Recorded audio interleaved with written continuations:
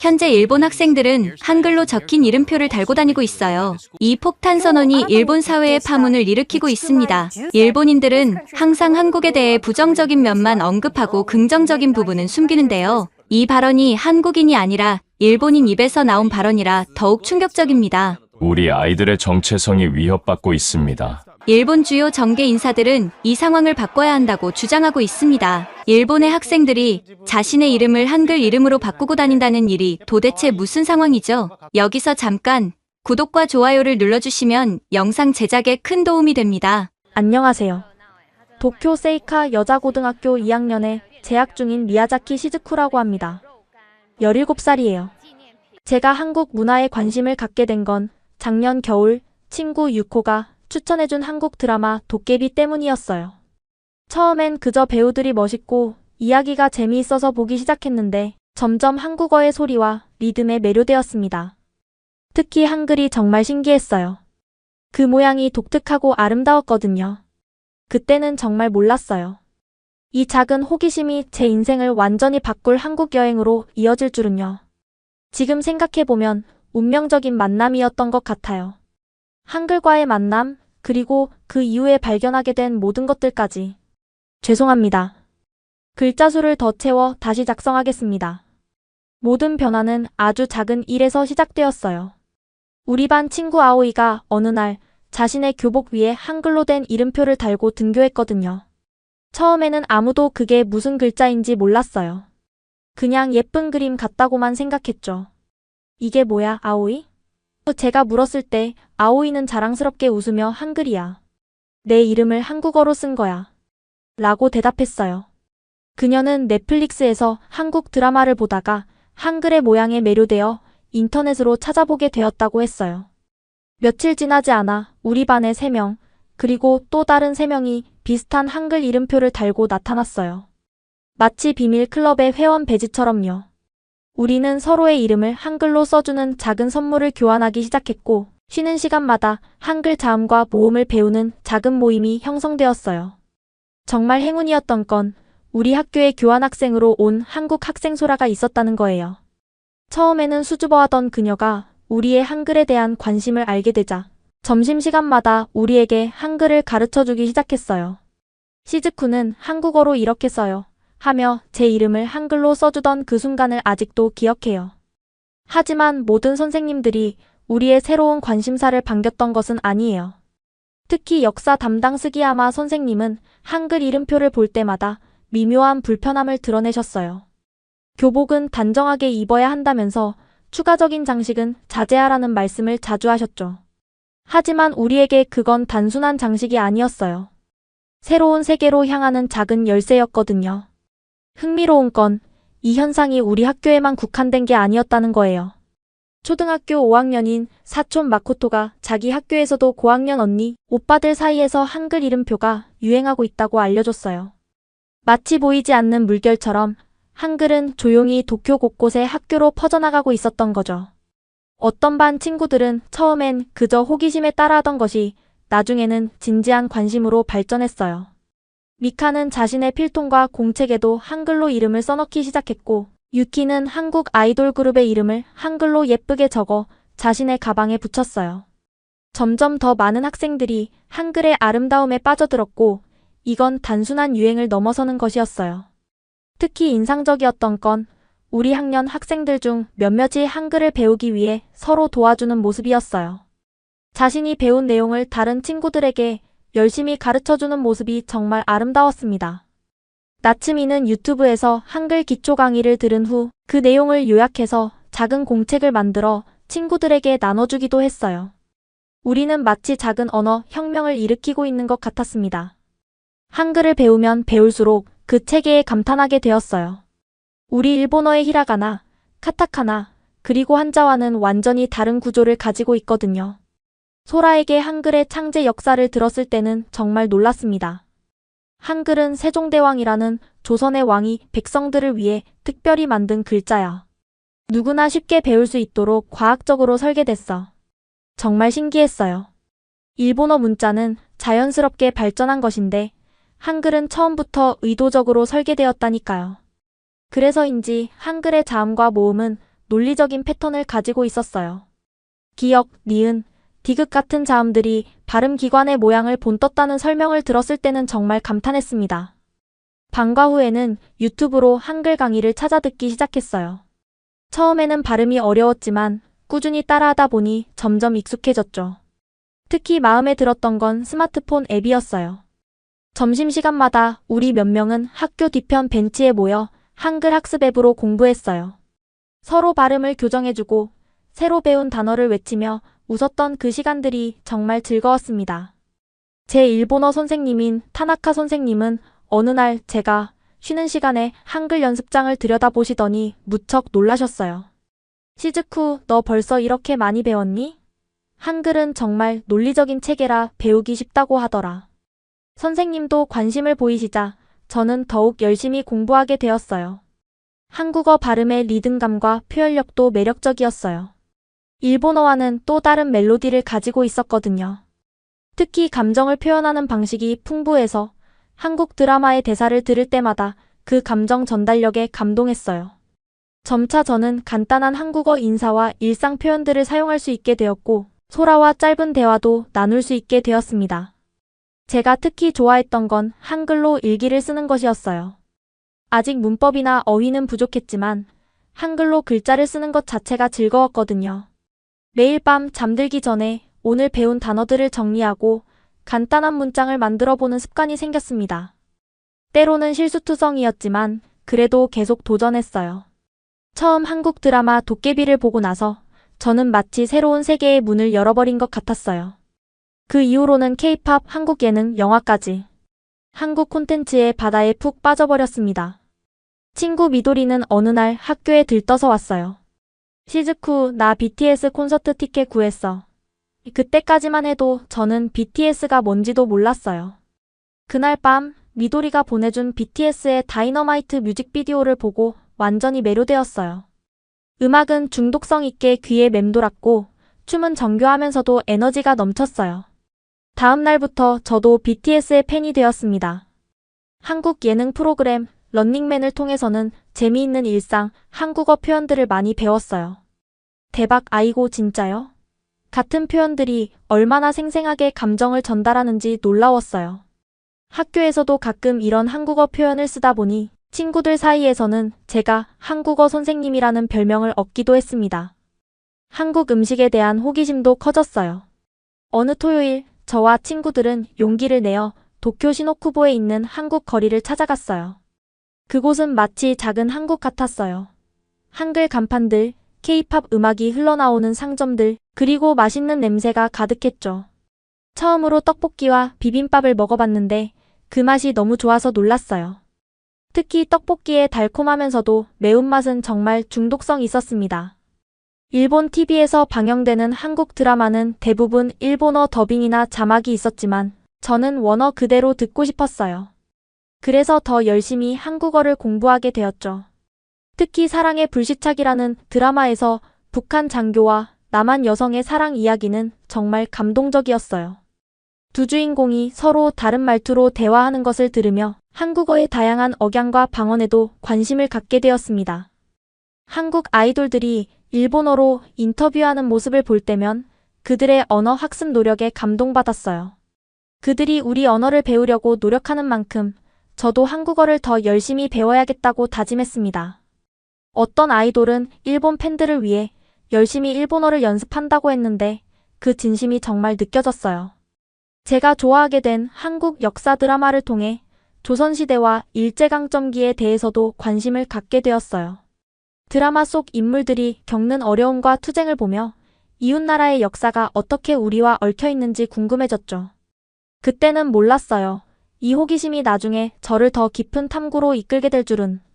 한글에 대한 우리의 열정은 점점 커져서 결국 공식적인 모임을 만들기로 했어요. 처음에는 방과 후 빈 교실에서 비공식적으로 모였어요. 저와 아오이, 유코, 미도리, 나츠미 이렇게 5명이 시작했죠. 우리는 이 모임을 한글 탐험대라고 불렀어요. 오늘은 한국 드라마 대사를 따라 써볼까? 유코가 제안했던 날이 기억나요. 우리는 각자 좋아하는 드라마의 한 장면을 골라 대사를 받아쓰고 서로의 발음을 교정해주는 시간을 가졌어요. 처음에는 웃음거리가 많았지만 몇 주 지나자 실력이 눈에 띄게 향상되었어요. 한글 탐험대의 소문이 퍼지면서 점점 더 많은 친구들이 관심을 보였어요. 2학년 반 친구들뿐만 아니라 1학년, 3학년 학생들도 참여하고 싶어 했죠. 한 달 만에 우리 모임은 15명으로 늘어났어요. 빈 교실이 웃음소리와 한국어 대화로 가득 찼습니다. K-팝 가사를 분석하는 시간도 재미있었어요. 일본어로 번역된 가사와 원어 가사를 비교하면서 두 언어 사이의 미묘한 차이점을 발견하는 것이 흥미로웠습니다. 일본어로는 이렇게 번역되었지만 한국어 원문의 느낌은 조금 달라. 라며 토론하던 시간들이 소중했어요. 학교 축제가 다가오자 우리는 야심찬 계획을 세웠어요. 한국 음식 부스를 운영하고 K-팝 커버 댄스 공연도 준비하기로 했죠. 하지만 여기서 첫 번째 장벽에 부딪혔어요. 학생회와 선생님들의 승인을 받아야 했거든요. 한글 탐험대라는 이름은 공식 동아리로 인정하기 어렵다는 답변이 돌아왔어요. 특히 역사 교사 스기야마 선생님은 일본 학생들이 외국 문화에만 관심을 갖는 것은 바람직하지 않다며 은근히 반대 의견을 내셨죠. 우리의 열정을 꺾지 않기 위해 결국 국제문화 교류 클럽이라는 더 넓은 이름으로 공식 동아리를 신청했어요. 승인을 받기까지 꽤 오랜 시간이 걸렸지만 결국 성공했어요. 우리는 이제 학교에서 공식적으로 활동할 수 있게 되었고 교실도 배정받았습니다. 첫 공식 모임 날 우리는 작은 축하 파티를 열었어요. 한국 과자와 음료수를 나누며 앞으로의 활동 계획을 세웠습니다. 더 놀라운 건 우리 학교 활동이 소셜미디어를 통해 다른 학교 학생들에게도 알려지게 된 거예요. 근처 미카사 고등학교와 토요 여자고등학교에서도 비슷한 모임이 생겼다는 소식을 들었어요. 우리는 함께 모여 한국 문화교류회를 개최하자는 아이디어도 나눴죠. 한글이라는 작은 씨앗이 이렇게 큰 나무로 자라날 줄은 정말 몰랐어요. 우리의 한글 클럽 활동이 활발해지던 어느 날 예상치 못한 발견을 하게 되었어요. 이날따라 역사 수업이 지루해서 교과서를 뒤적이다가 근현대사 부분에서 한일 관계에 관한 내용을 발견했거든요. 그런데 이상한 점을 발견했어요. 소라가 알려준 한국의 역사 이야기와 우리 교과서의 내용이 너무 달랐어요. 한국과 일본의 합병은 양국의 발전을 위한 협약이었다. 라는 문장을 읽고 저는 혼란스러웠어요. 소라는 이 시기를 일제강점기라고 불렀고 한국 사람들에게는 매우 고통스러운 시간이었다고 했거든요. 더 이상한 건 작년 교과서와 비교해보니 표현이 더 완화되어 있었다는 거예요. 작년 교과서에는 적어도 일부 한국인들의 저항이 있었다는 문장이 있었는데 올해 교과서에서는 그 부분이 삭제되어 있었어요. 이 발견은 저에게 충격이었어요. 내가 배워온 역사가 전부가 아닐 수도 있겠구나라는 생각이 들었거든요. 그날 밤 저는 인터넷에서 한일 역사 관계에 대해 더 찾아보기 시작했어요. 그러다가 독도 다케시마 문제에 대해 알게 되었죠. 우리는 항상 다케시마라고 배웠고 일본 고유의 영토라고 생각했는데 한국에서는 독도라고 부르며 자기네 땅이라고 주장한다는 사실이 놀라웠어요. 더 깊이 파고들수록 더 많은 의문이 생겼어요. 왜 양국의 역사 교육은 이렇게 다른 걸까요? 누구의 이야기가 더 정확한 걸까요? 아니면 두 나라 모두 자국의 입장에서만 역사를 가르치고 있는 걸까요? 용기를 내서 스기야마 선생님께 이 의문을 조심스럽게 물어봤어요. 선생님, 왜 우리 교과서에는 독도, 아니 다케시마에 대한 설명이 이렇게 짧은가요? 그리고 한국과 일본의 역사적 관계에 대해 더 자세히 배울 수 없을까요? 선생님의 표정이 순간 굳어졌어요. 교과서는 문부과학성의 지침에 따라 만들어진 거야. 너무 복잡한 문제들을 다루기엔 수업 시간이 부족해. 그런 대답을 들었지만 저는 그것이 전부가 아니라는 느낌이 들었어요. 그 후로 저는 학교 도서관과 공공도서관에서 더 많은 역사책을 찾아보기 시작했어요. 특히 일본의 교과서가 시간이 지남에 따라 어떻게 변해왔는지 추적해봤어요. 놀랍게도 90년대 교과서에는 일제강점기의 강제노동과 위안부 문제에 대한 언급이 있었는데 최근 교과서에서는 그런 내용들이 대부분 사라지거나 모호하게 표현되어 있었어요. 이런 발견들은 제게 큰 충격이었어요. 어떻게 이런 중요한 역사적 사실들이 시간이 지남에 따라 교과서에서 점점 사라질 수 있는 걸까요?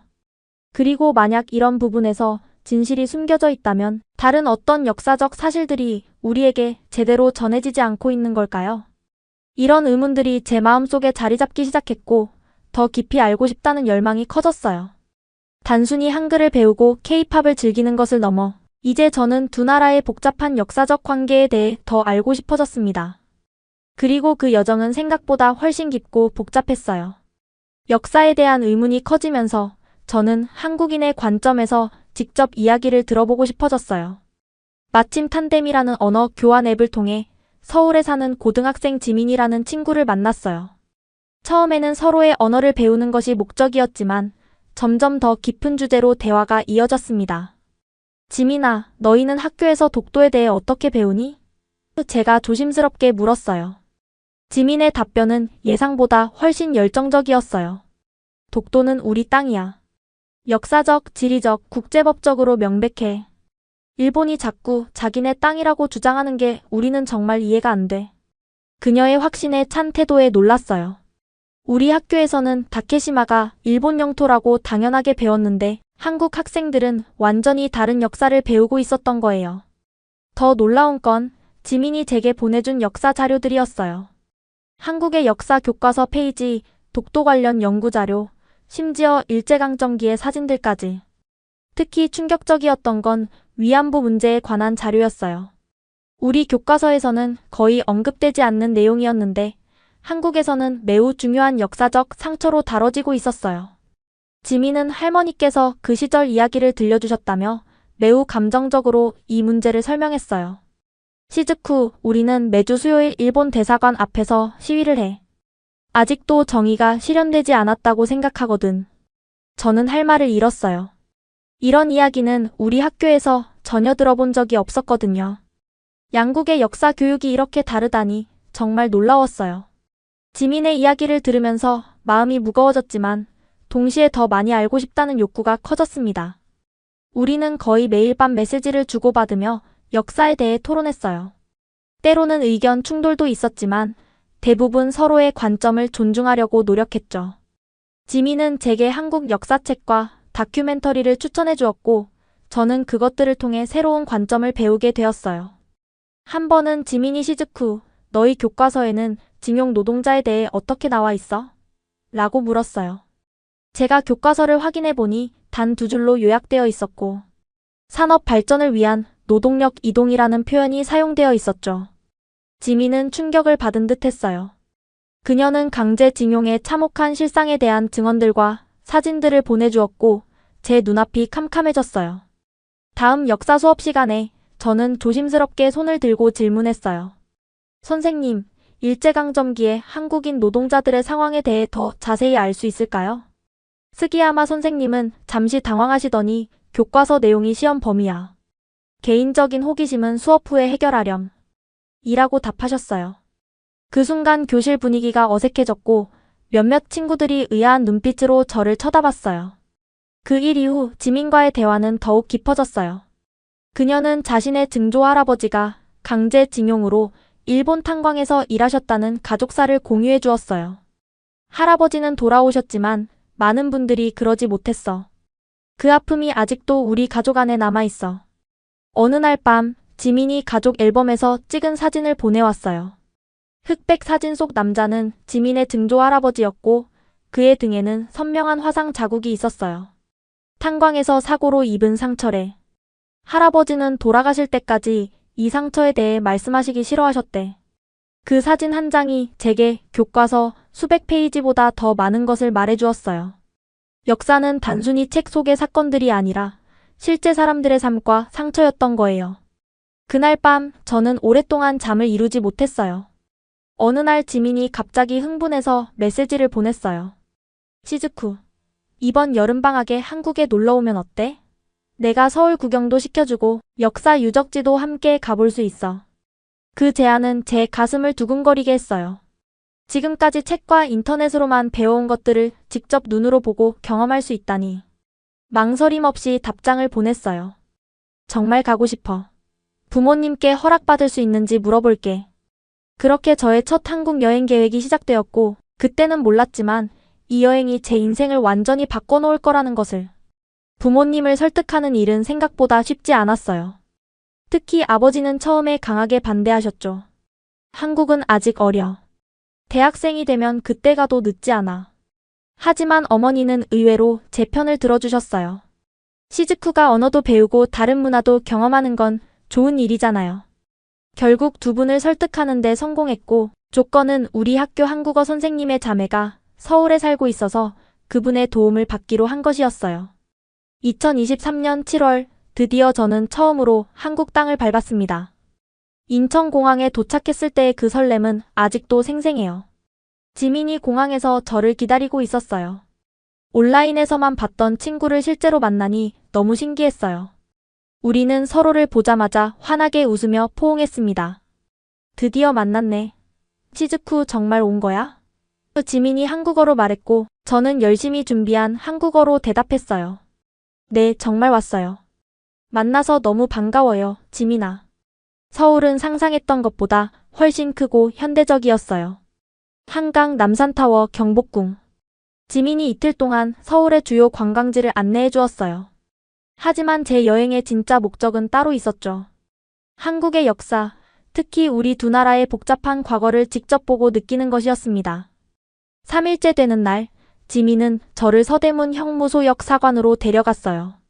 여기는 일제강점기에 한국의 독립운동가들이 수감되고 고문받았던 곳이야. 지민이 조용히 설명했어요.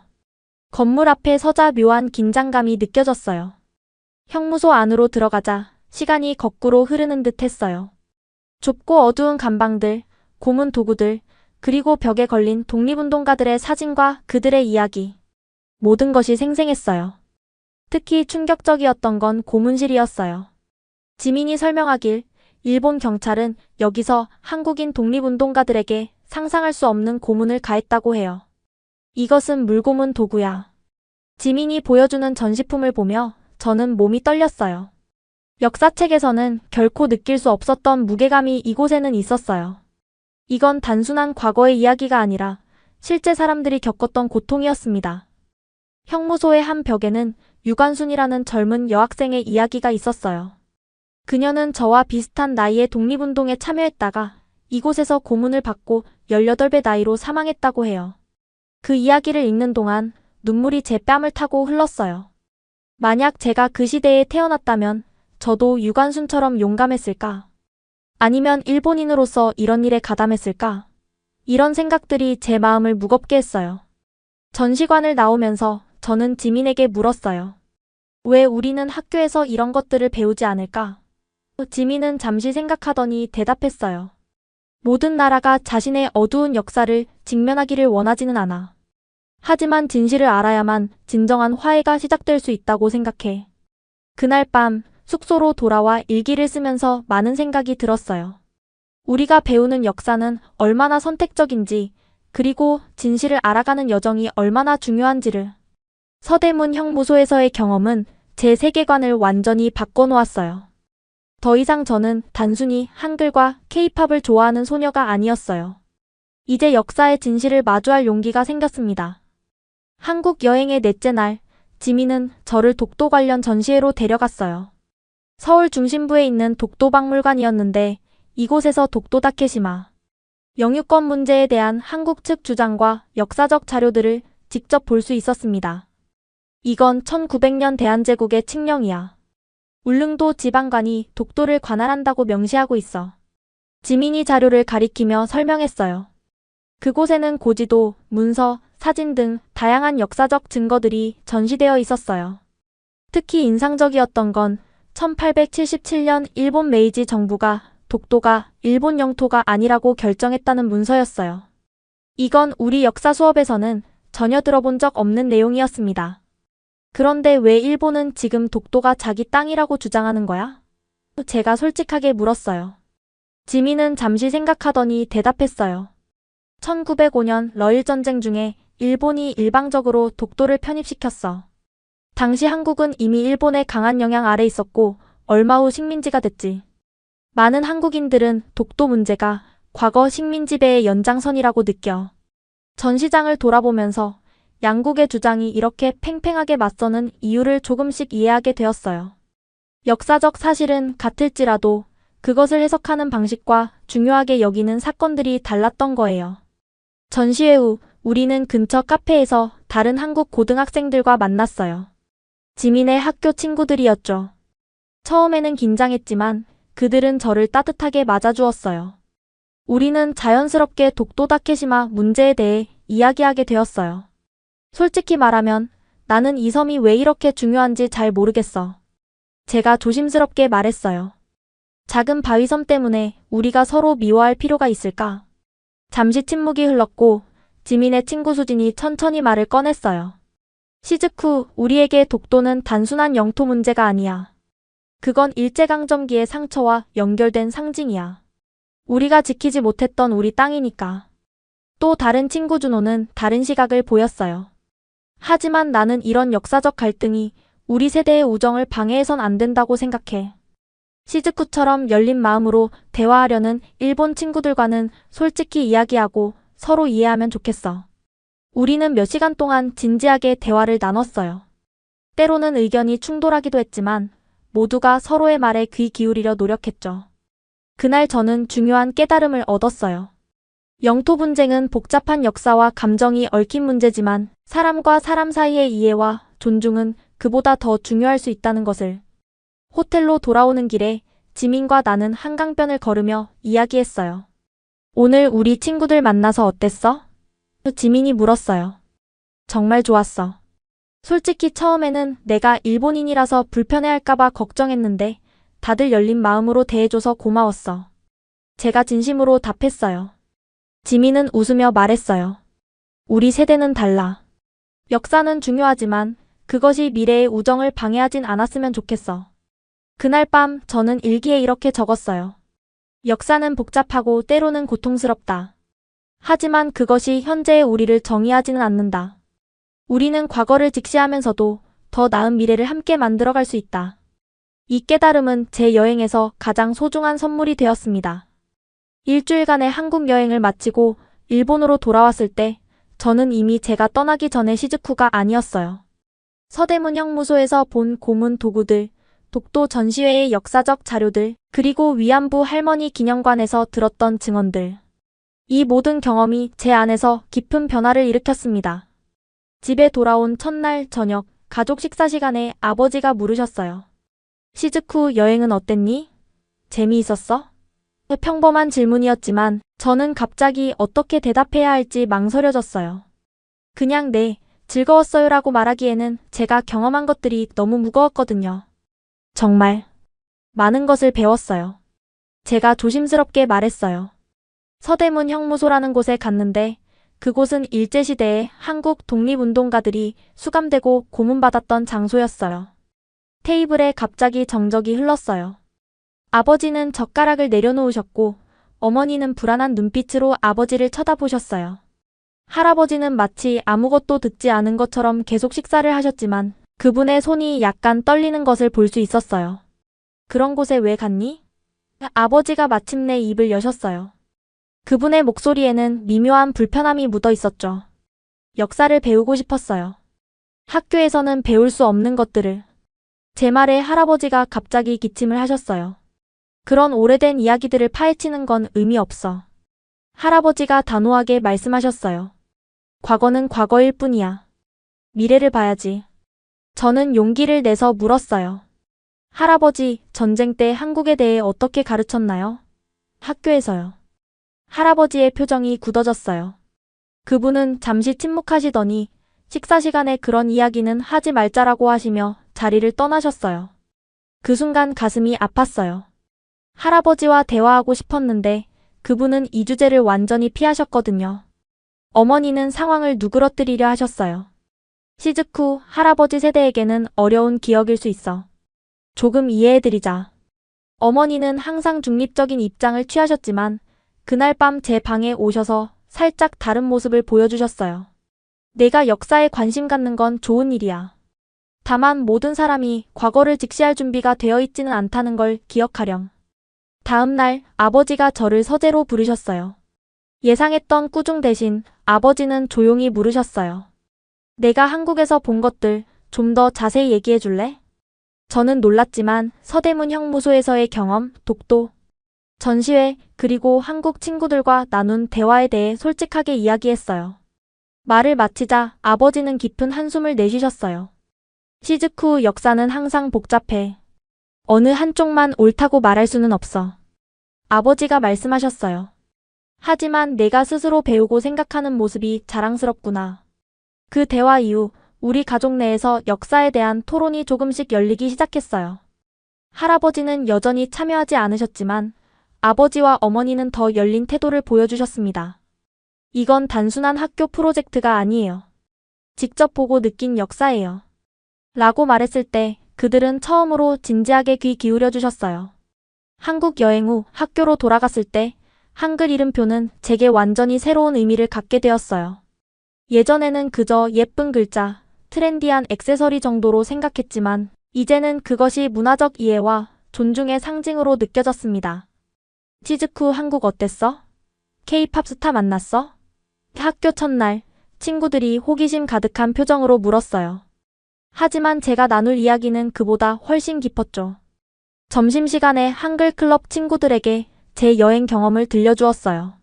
서대문 형무소 이야기, 독도 전시회에 대한 이야기, 그리고 한국 친구들과 나눈 진지한 대화들. 모두가 조용히 경청했고 많은 질문들이 쏟아졌습니다. 나도 한국에 가보고 싶어졌어. 아오이가 진지하게 말했어요. 우리가 배우는 역사와 실제 역사 사이에 이렇게 큰 차이가 있다니. 그날 이후 우리 학교의 한글 이름표 문화는 미묘하게 변화했어요. 더 이상 단순한 유행이 아니라 일종의 메시지를 담은 표현이 된 거예요.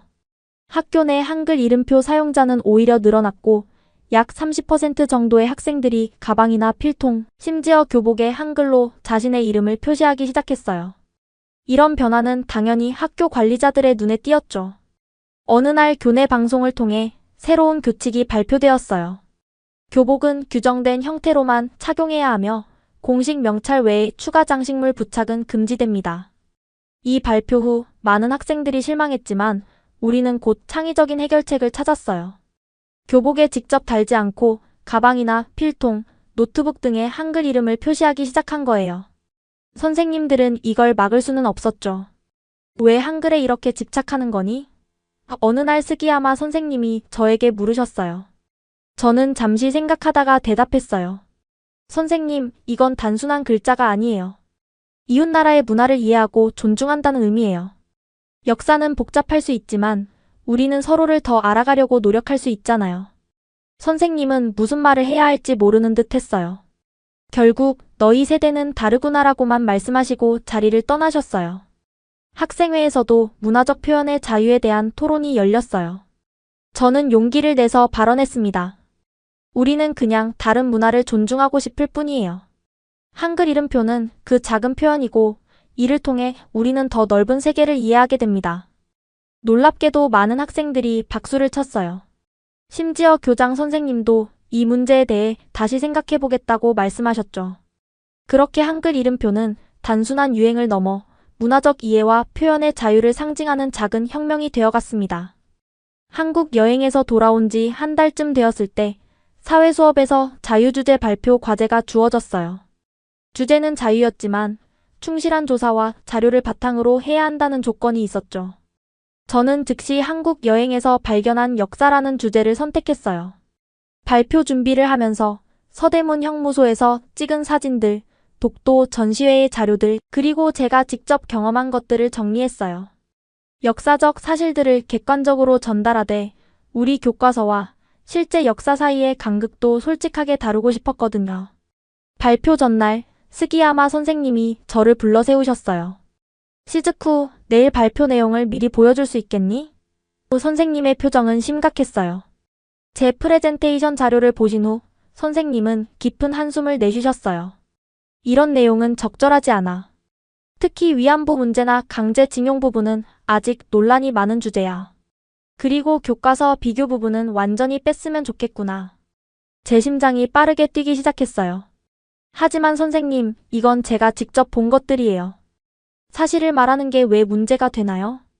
시즈쿠, 학교는 정치적 논쟁의 장소가 아니야. 내 발표가 다른 학생들에게 혼란을 줄 수 있어. 그날 밤 정말 고민했어요. 선생님의 지시에 따라 내용을 수정해야 할까? 아니면 제가 경험한 진실을 그대로 전달해야 할까? 결국 타협점을 찾기로 했어요. 가장 논란이 될 만한 사진 몇 장을 빼고 표현을 조금 더 중립적으로 바꿨지만 핵심 내용은 그대로 유지했습니다. 다음 날, 제 차례가 되었을 때 심장이 터질 것 같았어요. 저는 지난 여름 한국을 방문하면서 우리 교과서에서는 볼 수 없었던 역사를 발견했습니다. 이렇게 발표를 시작했어요. 교실은 조용했고 모든 학생들이 집중하고 있었어요. 서대문 형무소의 사진들, 독도 관련 역사적 자료들, 그리고 한국 친구들과 나눈 대화의 내용을 솔직하게 공유했어요. 특히 우리 교과서에서는 단 몇 줄로 처리된 사건들이 한국에서는 얼마나 중요하게 다뤄지는지 강조했습니다. 역사는 관점에 따라 다르게 해석될 수 있습니다. 하지만 진실을 회피하는 것은 결코 미래를 위한 길이 아니라고 생각합니다. 우리는 불편한 진실도 직시할 수 있어야 합니다. 발표가 끝났을 때 교실은 잠시 정적에 휩싸였어요. 그리고 갑자기 누군가 박수를 치기 시작했고 곧 다른 학생들도 따라 박수를 쳤어요. 스기야마 선생님의 표정은 복잡해 보였지만 발표 자체에 대해서는 준비가 잘 되어 있었다고 평가해 주셨어요. 하지만 문제는 그날 오후에 발생했어요. 교장실로 호출을 받은 거예요. 교장 선생님은 매우 심각한 표정으로 저를 맞이하셨어요. 시즈쿠 학생, 내 발표 내용이 학교의 명예를 훼손할 수 있다는 우려가 있어. 특히 우리 교과서의 내용을 비판하는 것은 적절하지 않았어. 저는 떨리는 목소리로 대답했어요. 죄송합니다만 진실을 말하는 것이 왜 학교의 명예를 훼손하나요? 저는 그저 제가 보고 배운 것을 공유했을 뿐입니다. 교장 선생님은 한숨을 쉬셨어요. 세상은 내가 생각하는 것보다 복잡해. 때로는 모든 진실을 다 말하는 것이 최선이 아닐 수도 있어. 그날 집에 돌아와 정말 많이 울었어요. 하지만 동시에 제가 옳은 일을 했다는 확신도 들었습니다. 진실을 말하는 것이 때로는 용기가 필요하다는 것을 배웠어요. 제 발표 내용이 학교 내에서만 머물지 않았어요.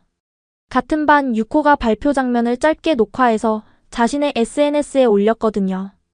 역사의 진실을 용기 있게 말하는 친구라는 캡션과 함께요.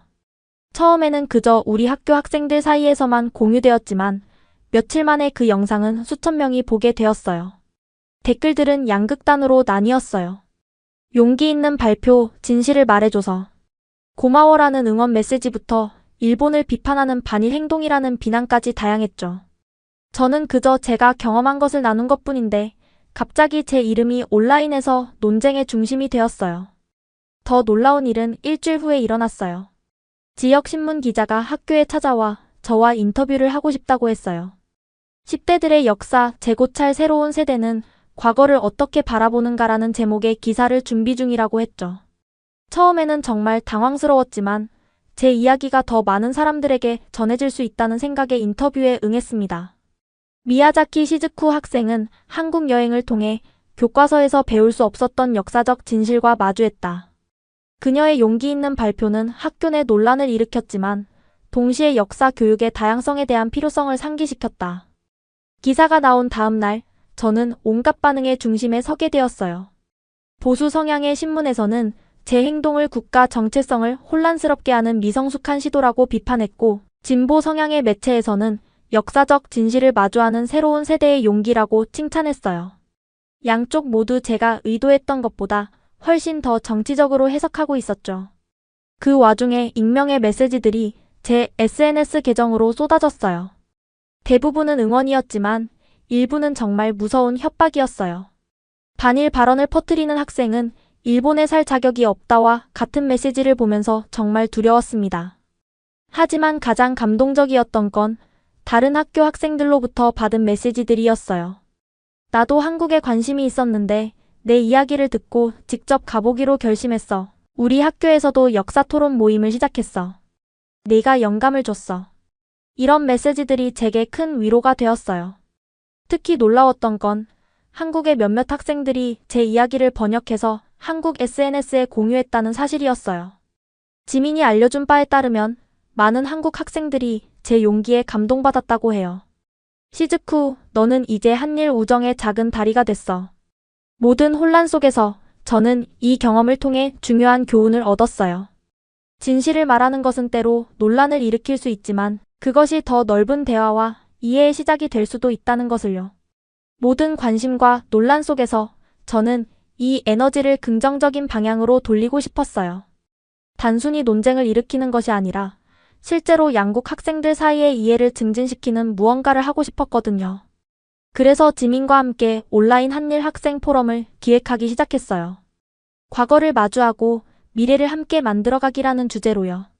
처음에는 우리 두 학교 학생들만 참여할 예정이었지만 SNS를 통해 소식이 퍼지면서 도쿄와 서울의 여러 학교에서 학생들이 참여 의사를 밝혔어요. 한 달 동안의 준비 끝에 우리는 드디어 첫 번째 온라인 포럼을 열었어요. 일본 학생 20명과 한국 학생 20명이 줌으로 모였죠.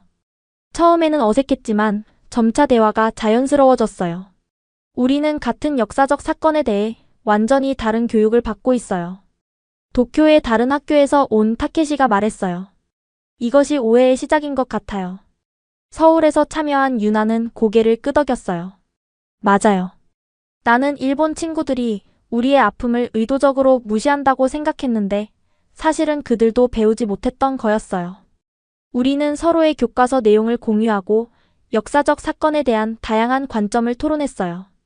때로는 의견 충돌도 있었지만 모두가 상대방의 말에 귀 기울이려 노력했죠.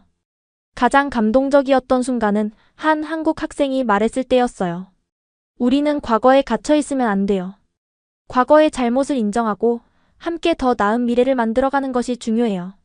이 포럼의 성공에 힘입어 우리는 더 큰 프로젝트를 기획하기 시작했어요.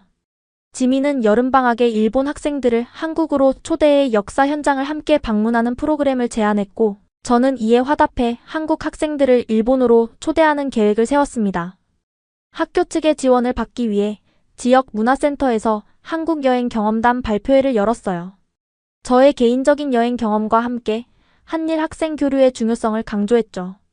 놀랍게도 많은 학부모와 교사들이 참석했고 대부분 긍정적인 반응을 보여주셨어요. 시즈쿠 학생의 이야기를 들으니 우리 세대가 못다한 화해의 과정을 젊은 세대가 이어가고 있구나 싶네요. 한 학부모가 말씀하셨어요. 교장 선생님도 점차 태도를 바꾸셨어요. 처음에는 제 활동을 우려하셨지만 그것이 진지한 교육적 노력임을 인정하시게 된 것 같았어요. 심지어 한일 학생 교류 프로그램에 약간의 학교 예산을 지원해주겠다고 제안하셨죠. 우리 세대는 과거에 갇히지 않고 솔직하게 마주할 거예요. 문화센터 발표회를 마치며 한 말이었어요. 역사의 아픔을 인정하면서도 함께 더 나은 미래를 만들어갈 수 있다고 믿습니다. 그날 밤 지민에게 메시지를 보냈어요. 우리가 정말 작은 변화를 만들어가고 있는 것 같아. 처음에는 단순히 한글을 배우는 것으로 시작했는데 이제는 두 나라의 미래를 위한 대화에 참여하고 있어. 지난 1년간의 경험을 돌이켜보면 제 자신이 얼마나 많이 성장했는지 놀라울 따름이에요. 처음에는 단순히 예쁜 글자와 K-팝에 매료되어 시작된 여정이 이렇게 깊은 역사적, 문화적 이해로 발전할 줄은 정말 몰랐습니다. 한글을 배우면서 시작된 호기심은 이제 더 넓은 세계관으로 확장되었어요. 더 이상 단순히 트렌디한 문화만을 소비하는 게 아니라 그 문화의 역사적 맥락과 복잡한 배경까지 이해하려고 노력하게 되었습니다. 학교에서 대학 진학 상담을 받을 때 저는 처음으로 국제관계학을 전공하고 싶다고 말했어요. 왜 그 분야에 관심이 생겼니? 진로 상담 선생님이 물으셨어요. 한국과 일본 사이의 역사적 갈등을 공부하면서 서로 다른 문화와 역사, 인식을 가진 사람들이 어떻게 평화롭게 공존할 수 있는지 더 깊이 이해하고 싶어졌어요. 제 대답에 선생님은 놀란 표정을 지으셨어요. 시즈쿠, 내가 이렇게 진지한 관심을 갖게 될 줄은 몰랐구나. 정말 멋진 목표야. 저는 이제 정기적으로 한국을 방문하기로 계획했어요. 지민과는 매달 화상통화를 하며 우정을 이어가고 있고 다음 방학에는 지민의 도움으로 한국의 다른 역사 유적지들도 방문할 예정이에요. 특히 독립기념관과 국립중앙박물관에서 더 깊은 역사적 맥락을 배우고 싶어요. 학교에서도 작은 변화들이 생겨나기 시작했어요. 우리의 한일 학생 포럼 활동이 인정받으면서 역사학과의 야마모토 선생님이 동아시아 근현대사 특강이라는 선택 수업을 개설하셨어요. 이 수업에서는 다양한 관점에서 역사를 바라보는 법을 배울 수 있었죠. 역사는 단 하나의 진실만 있는 게 아니야. 야마모토 선생님은 말씀하셨어요. 다양한 관점에서 바라보고 비판적으로 생각하는 능력이 중요하지. 우리 가족 내에서도 변화가 생겼어요. 처음에는 불편해하셨던 아버지가 이제는 저의 활동을 지지해주세요. 심지어 할아버지도 조금씩 마음을 열기 시작하셨어요. 얼마 전에는 처음으로 제게 전쟁 중 자신의 경험에 대해 이야기해 주셨죠. 그것은 아주 조심스러운 시작이었지만 큰 의미가 있었어요. 시즈쿠, 내가 하는 일이 중요해. 할아버지가 말씀하셨어요. 우리 세대는 많은 것을 말하지 못했지. 하지만 너희 세대는 달라. 고등학교 졸업 후의 계획도 구체화되고 있어요. 한국어 능력을 더 향상시켜 한일 관계를 연구하는 학자가 되거나 양국 간의 문화 교류를 촉진하는 일을 하고 싶어요. 문화적 차이를 존중하면서도 공통점을 찾아내는 문화 브릿지 역할을 하는 사람이 되고 싶습니다. 때로는 불편한 진실이라도 직접 보고 경험해야 더 나은 미래를 만들 수 있어요. 이것이 제가 한국 여행과 그 이후의 경험을 통해 배운 가장 중요한 교훈이에요. 역사의 아픔을 인정하는 것이 첫 번째 단계이고 그 다음은 함께 치유해 나가는 과정이라고 생각해요. 한글 이름표로 시작된 이 여정은 이제 제 인생의 방향을 바꿨어요. 단순한 호기심이 깊은 이해와 존중으로, 그리고 이제는 평화로운 미래를 위한 작은 노력으로 발전했습니다. 이것이 진정한 배움의 여정이 아닐까요? 지금까지 도쿄에서 온 미야자키 시즈쿠의 사연 어떠셨나요? 단순한 문화적 호기심이 어떻게 용기 있는 여행으로 이어지고 한 학생의 세계관을 완전히 바꿔놓았는지 보여주는 이야기였습니다. 불편한 진실도 직접 마주할 때 진정한 이해와 화해가 가능하다는 메시지를 전해준 시즈쿠에게 감사드립니다. 작은 한글 이름표가 두 나라 사이의 다리를 놓는 첫걸음이 될 수 있다는 희망적인 이야기였네요. 지금까지 원더풀 해외 사연이었습니다. 감사합니다.